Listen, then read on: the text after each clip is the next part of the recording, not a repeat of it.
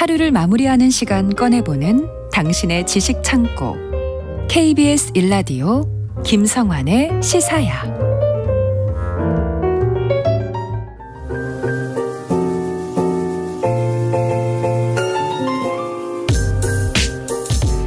네, 흥미로운 미술의 세계로 안내해드리겠습니다. 미술랭 가이드 오픈갤러리 홍지혜 디렉터와 함께합니다. 어서 오십시오. 네, 안녕하세요. 네, 오늘은 상반기 미술실장을 결산해 주신다고 말씀을 들었습니다. 네, 예. 어느덧 2023년도 반이 지나갔잖아요. 너무 아쉽습니다. 네. 한 거 없이 또 6개월을 그러게요. 낭비했습니다. 국내외에서 모두 상반기 미술시장을 진단하는 리포트가 나왔어요. 그래서 오늘은 국내 미술시장을 위주로 상반기 동향 한번 소개해드리고자 하는데요. 국내외 미술시장이 지난 2년간 굉장히 빠른 속도로 성장을 했거든요. 아마 체감을 하셨을 수도 있을 것 같아요. 이를테면 예전에는 미술이라고 하면 좀 그들만의 세상 같다거나 이랬는데 미술 작품을 사려고 오픈런을 한다라는 뉴스를 좀 보신다거나 아니면은 미술품 투자인 아트테크에 관심 갖는 사람들이 주변에서 좀 많아진 거 좀 네. 느끼셨어요?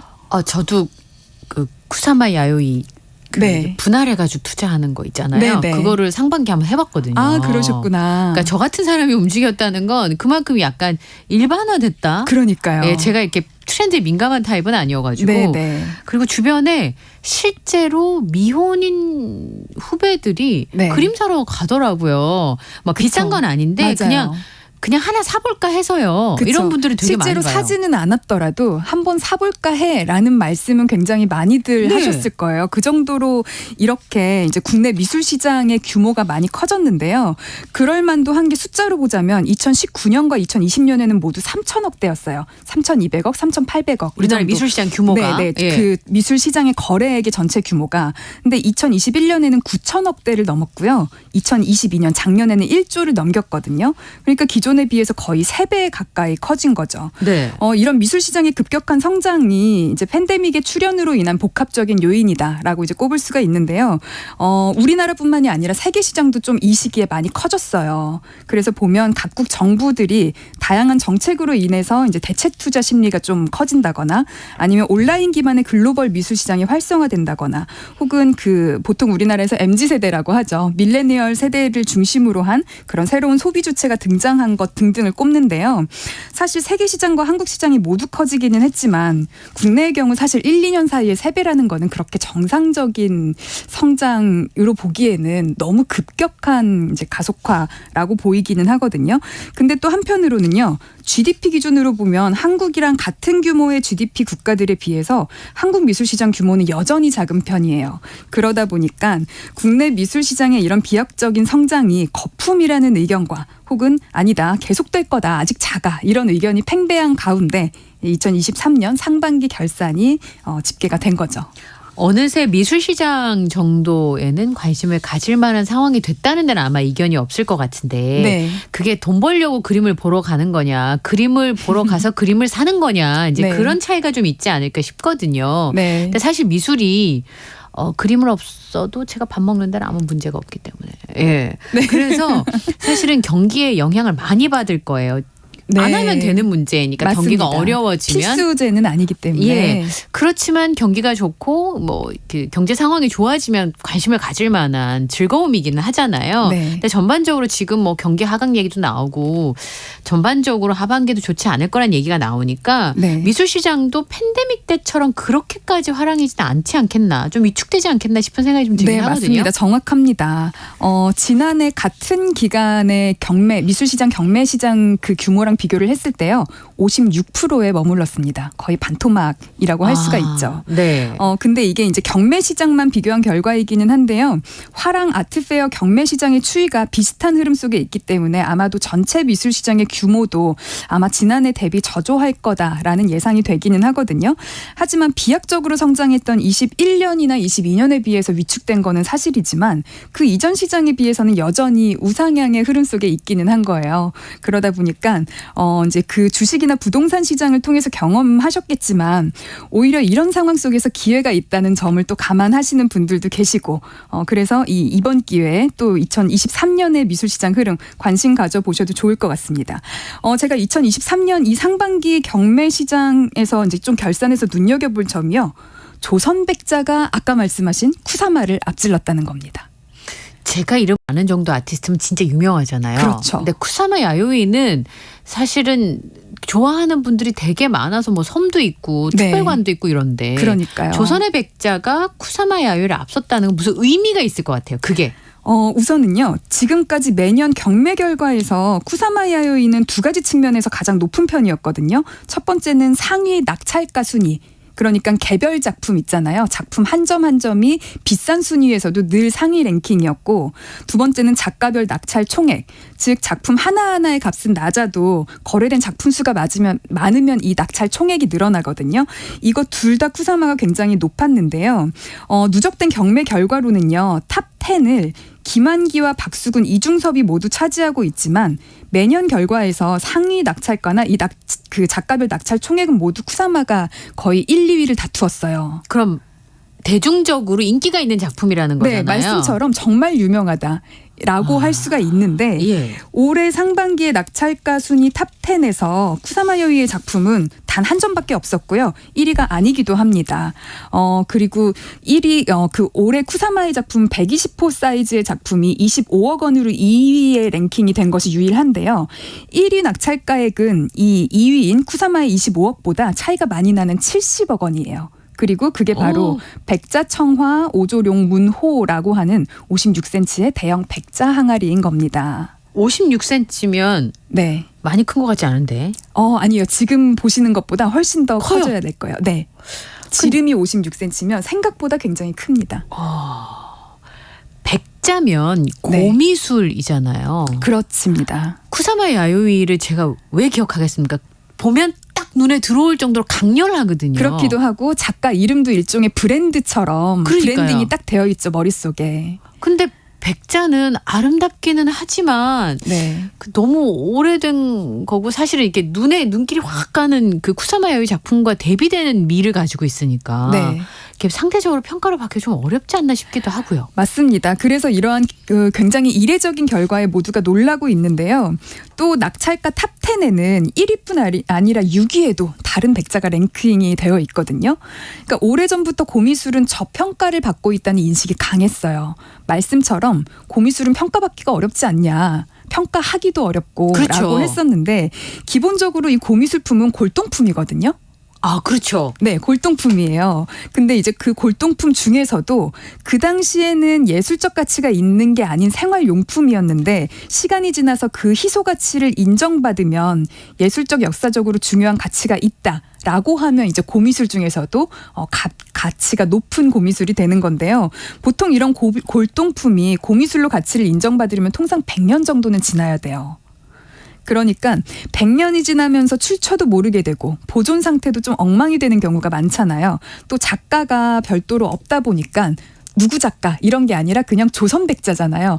그러니까 이게 어디서 출처가 된 건지도 모르거니와 누가 만들었는지 혹은 중국에서 넘어온 건 아닌지 진위 문제도 있고요. 그러다 보니 고미술품은 가치 대비 가격이 저렴하다는 평가와는 별도로 일반 구매자 입장에서는요. 아무리 저평가면은 사실 사면 되잖아요. 그렇죠. 가치 대비 가격이 낮으면 사면 되는데 사실 구매 결정하기가 쉽지가 않은 거죠. 그러다 보니까 수요자가 적어지고 수요 공급 논리에 의해서 가격이 높아지기가 좀 어려운 구조이긴 했습니다. 그러면 백자가 이렇게 인기가 많은 거는 그만큼 산다는 사람이 많다는 건데. 그렇죠. 그 뭐 이유가 있어요? 네, 이유가 있습니다. 우선 몇 해 전부터요. 흔히 달 항아리라고 부르는 백자호의 활약이 두드러졌어요. 그 달 항아리 진짜 많이 들었거든요. 그렇죠. 달 항아리가요. 원래는 백자대호였거든요. 공식 명칭이. 대호가 뭐예요? 커다란 호. 그러니까 그 큰 도자기. 네. 네. 그래서 백자 중에서도 이렇게 조그만 거 말고 큰 거? 둥글고 큰 것을 백자대호라고 불렀는데요. 그게 이제 달 항아리라고 불리는 거예요. 네. 다 둥근 달 모양과 비슷하다고 해서 달항아리 이랬는데 그 달 항아리라고 하는 것이 굉장히 운치 있잖아요. 너무 이름이 너무 이쁜 거 아니에요? 그렇죠. 네. 그러니까 사람들이 달 항아리를 좋아하기 시작했어요. 백자대호를 좋아한 건 아닌데 달 항아리를 좋아하기 시작하면서 우리나라의 국보로 이렇게 그 등록이 되어 있는 이름도요. 언젠가부터는 백자대호라는 이름을 공식적으로도 달 항아리라고 바뀌었거든요. 일종의 브랜딩이 잘 된 거죠.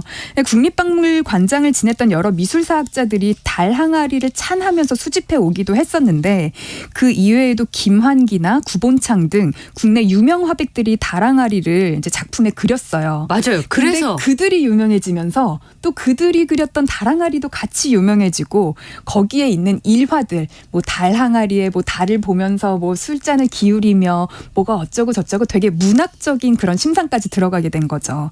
그러면서 2018년 평창 동계올림픽 때는요. 성화대의 모티브도 백자였거든요. 네. 우리나라에 백자만 있는 게 아니에요. 삼강청자도 있고 고려청자. 그 색감이 굉장히 특이하잖아요. 그러니까요. 그런 것도 있는데 백자가 어느새 우리나라의 되게 대표하는 그런 도자기가 되면서요. 그 국가의 주요 문화유산으로 좀 브랜딩이 된 것 같아요. 그러다 보니까 언젠가부터 또 해외 경매에서 백자가 높은 가격으로 낙찰이 되기 시작합니다. 이게 우리나라뿐만 아니라 해외에서도 그런 움직임들이 보이면 사람들이 주목하잖아요. 그러니까 일례로 2015년 홍콩 경매에서 약 18억 원의 낙찰가가 이제 그 당시에 백자가 18억 원이나 했어? 이러면서 이제 최고가를 경신을 했는데 19년도에는 31억 원으로 그렇게 경신을 하다가 올해에 또 유독 컬렉터들의 눈길을 사게 된 것들이 있었어요. 뭐냐면 크리스티 뉴욕이요. 그러니까 크리스티라는 그 경매 회사가 뉴욕에서 한국 고미술 경매를 3월에 진행을 했는데 여기서 조선 백자가 60억 원에 낙찰이 됩니다. 그러니까 그 19년에 31억 원 이후에 이제 또 최고가를 경신을 하게 된 건데요. 게다가 올해 2월부터 5월까지는요. 그 리움미술관에서 조선의 백자 군자 지향이라는 전시를 진행을 했거든요. 그러니까 여러모로 그 백자를 다시 바라보는 그런 좀 시선들이 있었던 것 같아요. 왜 멋있는 사람이나 아름다운 사람이 네. 뭘 막 치장을 안 해도 가만히 있어도 아우라가 뿜뿜 나오는 느낌 있잖아요. 네. 달 항아리가 그런 매력이 있나 봅니다. 맞아요. 다들 그러더라고요. 그러니까 사실 삼강청자의 그런 청자 기법이나 색이나 이런 게 훨씬 더 화려하기도 하고 이제 훌륭한데도 불구하고 그리고 달 항아리가 어떻게 만드냐면요. 한 분에 이렇게 빚어내기 힘들거든요. 우리 왜 그 뭐 사랑과 영혼에서 이렇게 도자기 빚는 것처럼 그렇게 언체인드 멜로디 흐르고요. 네. 네. 그렇게 빚어서는 사실상 그 달 항아리에 커다란 걸 만들 수가 없어요. 56cm나 되는. 그럼 어떻게 만들어요? 반구 형태로 그러니까 대접처럼은 빚을 수 있거든요. 네. 대접 2개를 빚은 다음에 2개를 합쳐서 가운데를 이렇게 이제 좀 이렇게 뭐라 그러죠? 붙여가지고. 네, 붙이는 겁니다. 그러면은 그 이음새가 사실상 좀 찌글찌글할 수밖에 없어요. 그래서 달 항아리는요, 딱 보면 완벽하게 동그란 둥근 형태가 아닙니다. 동그란 형태가 아니라 약간 찌글찌글한 맛이 있거든요. 가운데가. 네. 그래서 사람들이 오히려 그것을 보고 컴퓨터로 자른 듯한 그러니까 재단한 듯한 그런 완벽한 동그라미가 아니라 이렇게 찌글찌글한 모습이 비정형의 형태가 훨씬 더 자연스럽고 아름답다고 이야기를 하는 거죠. 지력자님 그냥 저희 궁금증인데요. 네. 근데 이 달 항아리는 누가 빚었나 뭐 그런 거 없어요? 작가님? 없습니다. 그런데 이제 이렇게 비싸다고요? 네, 예를 들면 뭐 이것이 조선 왕실에서 쓰였다. 아니면 귀족 가문에서 쓰였다. 거기에 있는 뭐 이제 그 백자에 그려진 문양이 있잖아요. 이번에 그 이제 70억을 넘게 된 이번 1위 그 작품은요. 용이 그려져 있는데 용의 발가락이 5개가 그려져 있어요. 네. 근데 이렇게 용 발가락을 5개를 다 그린 것은 왕실에서만 썼다. 이제 이런 식의 고증이 있거든요. 그러니까 이거는 이제 왕실에서 나왔고 한 번도 깨진 거를 다시 이어붙인 흔적이 없고 너무 관리가 잘 됐고 이제 이런 식의 것들이 있는 거죠. 하지만 작가가 누군지는 모릅니다. 나 저 여기 있어요. 저 여기 있어요. 이런 게 아니라 그냥 가만히만 있어도 사람의 눈길이 가는 그런 녀석이군요. 이 달 항아리가. 네, 그렇죠. 오. 볼수록 매력이 있는. 학교 다닐 때도 이렇게 배웠으면 미술을 좀 좋아했을 텐데 싶기도 하고요. 그러면 백자 외에도 어떤 네. 작품들이 주목을 받았어요? 아까 경매 시장을 보는 기준이 작품별 낙찰가도 있고 작가별 낙찰 총액도 있다 그랬잖아요. 네. 그래서 보통은 보는 기준이 이렇게 2가지인데요. 우선 작품별 낙찰가 탑 10은요. 앞서 소개드린 백자 2점과 쿠사마 네. 야요의 1점 이외에 김환기 2점, 이유환 3점, 유영국 2점이 차지를 했고요. 한국 근대미술의 문을 연 추상 작가들의 작품들이 이 개별작 낙찰가로는 높다라는 것을 볼 수가 있습니다. 작가별 낙찰 총액 탑 10은요. 순서대로 이야기를 하자면 1위 이유환을 필두로 김환기, 유영국, 박서보, 쿠사마 야요이, 그리고 2배 김창렬, 박수근, 윤형근, 장욱진입니다. 어디선가 좀 들어본 작가들 이름들이 네. 좀 나열이 돼 있죠. 왜냐하면 이제 뉴스에는 얼마나 비싼 작품을 누구의 작품이 얼마나 팔렸나 이런 기사가 많이 나오니까 네. 이 탑 10에 계신 분들의 성함은 좀 귀에 익은 것 같아요. 맞아요. 예. 그런데 여기서 또 눈에 띄는 작가는 제가 볼 때는 2명이에요. 우선은 이유환은 이제 단연 1위로 말할 것도 없죠. 개별 네. 낙찰가 탑 10에도요. 가장 많은 이름을 올리기도 했고 낙찰 총액도 1위인데요. 작년에도 재작년에도 낙찰 총액 1위는 이유환 작가이기는 했거든요. 여전히 그 위상을 놓치지 않고 있습니다. 그런데 이렇게 낙찰 총액 1위를 하기 위해서는요. 수요자들의 선호도 이외에도 다른 조건이 있습니다. 그게 뭐예요? 낙찰 총액은요. 결국에는 개별 낙찰가 곱하기 작품 수거든요. 네. 그러니까 개별 낙찰가가 굉장히 높거나 아니면 작품 수 자체가 굉장히 많거나 둘 다 높거나 네. 어쨌든 둘 중에 하나라도 높으면 이제 낙찰 총액이 많아지는데요. 다시 말하면요. 낙찰자가 아무리 높아도 작품 수가 적으면 낙찰 총액이 낮죠. 네. 이유환 작가의 경우에는요. 거래되는 작품 수 자체가 굉장히 많습니다. 유일하게 이번 상반기에 출품 수가 100점이 넘어요.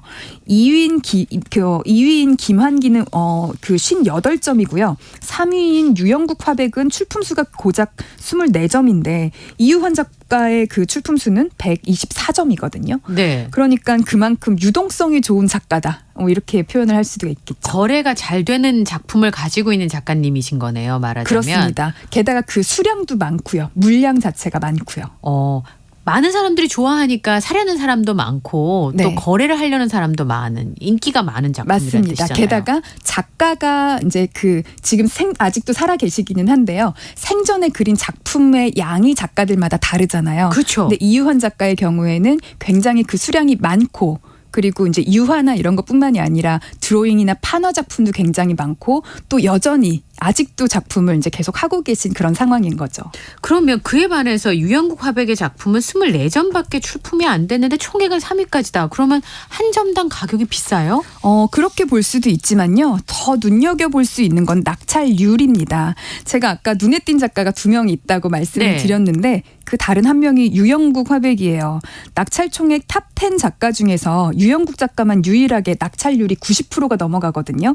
24점을 출품했고 22점이 낙찰이 됐습니다. 굉장히 높죠. 네. 이게 얼마나 높은 거냐면요. 다른 작가들을 좀 살펴보면 이유환은 그 124점 중에서 그 67점이 낙찰됐거든요. 그러니까 결국에는 67점의 낙찰이 되고 이제 나머지는 유찰이 된 거예요. 그렇겠네요. 낙찰률로 따지면은 한 54% 정도이고요. 아. 김환기는 58점 중에서 36점으로 62%, 박서보 작가는 97점 중에서 57점으로 58%. 그러니까 대부분 60% 전후의 낙찰률을 보이고 있단 말이죠. 그런데 유영국 작가는 낙찰률이 90%가 넘는다. 이 뜻은 작품 수가 적어서 거래량은 낮지만 확실히 그러니까 두터운 팬층을 보유하고 있다라고 볼 수가 있는 거죠. 일종의 가수 매니아 같은. 팬덤이 있는 거네요. 그렇죠. 사실 가수분으로 이유환 치면. 작가도 그렇고 그 이제 유영국 작가도 그렇고 둘 다 팬덤이 있다고 볼 수 있지만 사실 탑 10에 있는 작가들은 모두 팬덤이 그렇겠죠. 있기는 합니다. 그렇지만 비교를 하자면 조금 더 대중들이 뭐 너도 나도 다 좋아하는 그런 작가가 이유환이라면 유영국은 확실한 소수가 굉장히 많이 좋아하는 그런 거라고 볼 수가 있을 것 같아요. 예.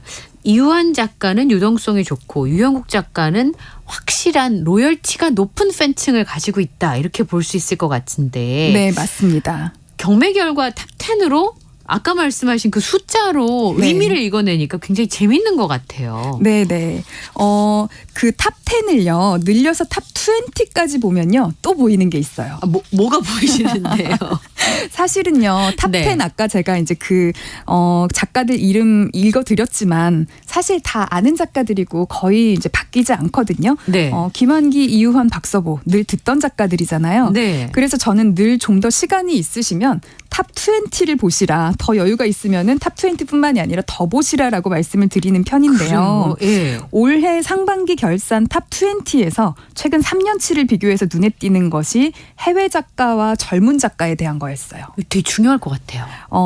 네, 저는 중요하다고 생각을 하는데요. 우선 해외 작가를 보자면요. 꾸준히 인기 있는 작가가 있고 반짝 등장했다가 사라지는 작가가 있어요. 네.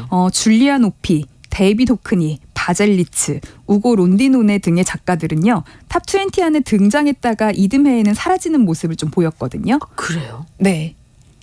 그렇다가 요시토모 나라, 아야코 로카쿠 등의 이제 작가는 두 해씩 랭킹이 되어서 한국에서는 일본 작가의 수요가 높다. 이렇게 좀 볼 수가 있어요. 그렇군요. 네, 특히 스테디셀러로는요 매해 빠지지 않는 그 유명한 네. 쿠사마 야요이가 예, 있는데요.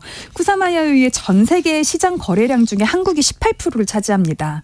특히 본국인 일본에서도 일본의 거래량이 전 세계 시장의 18%이고 미국도 13%인 걸 감안하면 한국에서 쿠사마가 유독 인기가 좋다는 걸 알 수가 있겠죠. 왜 그럴까요? 우리나라에서 왜 이렇게 일본 작가들의 인기가 좋은 겁니까? 아마 두 가지 측면 때문에 그런 것 같아요. 우선은 물리적으로 접근성이 좋아서 거래 물량이 많이 풀리고요.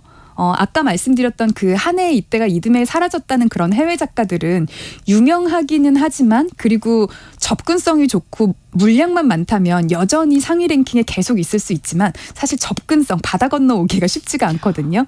그런데 일본은 물리적으로도 정말 그 거리가 가깝다 보니까 아무래도 네, 물량이 정말 많이 풀리고요. 또 비슷한 아시아권의 문화를 갖고 있다 보니까 그들의 작품 속에 깃든 그 일종의 철학 있잖아요. 철학이나 개념 이런 거에 좀 거네요. 공감을 많이 하는 것 같아요. 그다음 제가 탑 20에서 눈여겨보는 것이 젊은 작가인데요. 예. 사실 환갑 미만의 젊은 작가는 거의 올라오지 않습니다. 제가 젊은 작가라 그래놓고 환갑 미만이라 그래서 좀 놀라셨을 것 20, 30, 같은데 40대 말씀하시는 줄 알았습니다. 사실 미술계에서는요. 이제 환갑 이하 이제 50대까지도 굉장히 젊은 작가이고요. 보통 이제 21년도까지도 계속 상위 랭킹 되어 있던 작가들은 20년도까지 대부분 70살이 넘으신 분들이 대부분이었어요. 젊은 분이 계셔봤자, 그러니까 이를테면 21년도에도요 가장 젊은 작가가 1940년대생이었거든요. 대부분 1930년대생인데 48년생인 김태호 작가가 그 당시에 73살로 가장 젊은 편이었어요. 여기 명함 아무데나 못 내밀겠네요. 그렇죠. 예. 왜냐하면은 우리나라에서 누적된 탑 10이다 보니까 탑 20 이렇다 보니까 과거에 이미 작고하신 분들의 작품도 계속 쌓여 있잖아요. 그들의 명성이 어디 가지 않다 보니까 이곳에 이름을 올리기가 웬만큼 뭐 1흔 넘지 않으면 어려운 그런 상황이었는데 22년도에는요 50년대 작가와 그 50년대생 작가와 80년대생 작가가 3명이나 랭크되었고요. 어이구. 56년생 이배, 82년생 아야코 로카쿠, 88년생 김선우 작가였습니다. 근데 올해는요. 김선우 작가는 제외되고 이배 작가는 6위에 아야코 로카쿠는 11위에 랭크되었는데 달동네 작가로 유명한 또 70년생 정영주 작가가 19위에 새로 편입이 되었죠. 근데 그 20 들었다가 빠지는 경우는 어떻게 봐야 되는 겁니까? 이게 기대와 거품 양면이 사실 존재하기는 합니다. 이렇게 무섭게 치고 올라왔다가 빠지는 경우에 그럴 줄 알았다. 거품이다라고 하시는 경우도 있는데 꼭 그렇지만은 않고요. 네. 낙찰 총액은 개별 작품의 가격이 높은 것뿐만이 아니라 출품 수도 중요하다 그랬잖아요. 네. 젊은 작가의 경우에는 그동안 거래된 작품의 절대적인 량이 50년씩 활동하거나 그렇죠. 작고한 작가에 비해서는 적을 수밖에 없겠죠. 그래서 보통 한 작가가 떠오를 때 그 물살을 타서 그동안 갖고 있던 컬렉터들이 그 경매에 다 출품을 하니까 첫 해에는 출품작이 몰려서 숫자가 충분하지만 이듬해는 줄어들 수밖에 없거든요. 그래서 탑 20에 반짝 올랐다가 제외됐다고 해서 거품이라고 생각하지 마시고 계속 눈여겨보셔도 좋을 것 같습니다. 야, 여기 이름 올리기 정말 어렵네요. 예. 네. 미슐랭 가이드 오늘 시간은 마무리하겠습니다. 굉장히 많은 걸 읽을 수 있었던 시간이었습니다. 오픈갤러리 홍재 디렉터와 함께했습니다. 고맙습니다. 네, 감사합니다. 네, 김성원의 시사야 오늘 순서는 여기서 마치겠습니다. 모바일 쿠폰 당첨자는 홈페이지 공지사항에서 확인하실 수 있고요. 편안한 밤 되십시오. 전 내일 다시 찾아뵙겠습니다. 지금까지 뉴스캐스터 이현경이었습니다. 고맙습니다.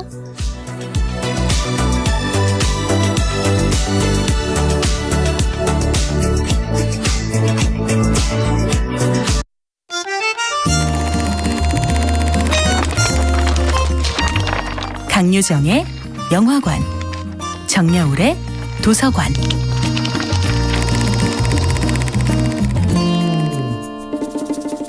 안녕하세요. 여러분과 아름답고 풍요로운 책 이야기를 나누고 있는 작가 정여울입니다. 이번 주에 함께하는 책은 영화 애프터 양의 원작 소설 알렉산더 와인스타인의 Saying Goodbye to 양입니다. 소설을 각색한 영화 애프터 양에서 제이크는 양의 옛 여자친구 에이다를 만납니다. 그녀에게 묻습니다. 양이 혹시 기계인 것을 힘들어했냐고요. 양은 인간이 되고 싶어한 것이 아니냐고 묻습니다. 에이다는 이렇게 대답합니다. 그건 너무 인간다운 질문이지 않나요? 다른 존재는 모두 인간을 동경한다고 생각하는 거요. 제이크는 비로소 양을 향한 자신의 걱정과 슬픔조차도 너무나 인간중심적이라는 것을 깨닫습니다. 돌이켜보니 그가 미처 깨닫지 못했던 아주 오래전부터 양은 그의 가족이었습니다. 양은 육아와 가사만 책임져 준 것이 아니라 그들과 함께 모든 것을 공유하고 있는 사이였습니다. 아무런 경제적 이익과 상관없이 고용인과 고용주의 관계도 아닌 그저 함께 의사소통을 하는 존재로서 그들은 수많은 대화를 나누었습니다. 제이크가 그리워하는 것은 단지 뛰어난 가사와 육아 능력이 있는 로봇의 노동 가치가 아니라 자신도 모르게 깊은 정서적 교감을 나누던 양의 친근한 모습이기도 했습니다. 심장이나 내장기관이 없다고 해서 그를 생명체가 아니다라고 판별할 수 있을까요? 어쩌면 양은 딸의 가슴 속에서 가족과 옛 여자친구 에이다의 가슴 속에서 공통의 추억을 공유하는 존재이자 함께했던 모든 시간의 의미와 감정을 공유하는 존재입니다. 영화에서 양은 혼자 있는 시간조차 의미 있는 정서로 물들이는 존재로 그려집니다.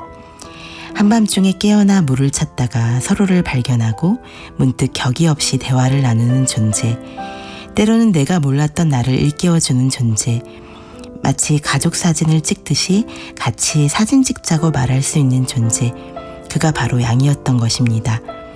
양을 단지 로봇으로만 대했다면 그들은 결코 가족 사진을 함께 찍지 않았을 것입니다. 우리의 사진을 찍어달라는 기능적인 부탁으로 만족했을 것입니다.